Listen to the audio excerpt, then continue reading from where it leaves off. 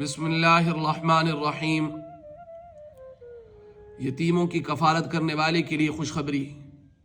حضرت سہل بن سعد رضی اللہ تعالیٰ عنہ کہتے ہیں کہ رسول اللہ صلی اللہ علیہ وسلم نے فرمایا، میں اور یتیم کی کفالت کرنے والا، یعنی وہ شخص جو یتیم کی کفالت کرنے والا ہے، وہ شخص اور میں جنت کے اندر ان دو انگلیوں کی طرف اشارہ کرتے ہوئے فرمایا، جنت میں ہم دونوں ایسے ہوں گے۔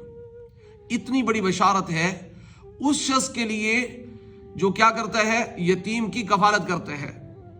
یتیم کے سر پر فرمایا شفقت کا ہاتھ پھیرنا، اور اس ہاتھ کے نیچے جتنے بھی بال آ جائیں گے اللہ تبارک و تعالی اس کو اس بالوں کی مانند نیکیاں عطا کریں گے۔ اس لیے فرمایا یتیم کے ساتھ محبت، صلہ رحمی کے ساتھ پیش آنا چاہیے۔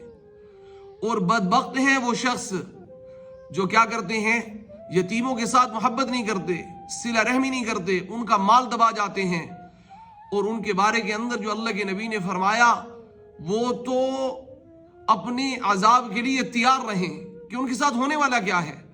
اس لیے میرے بھائیو کہ کیا کرنا چاہیے، ہمیں یتیم کے ساتھ محبت اور شفقت کے ساتھ پیش آنا چاہیے اور ان کی کفالت کرنی چاہیے۔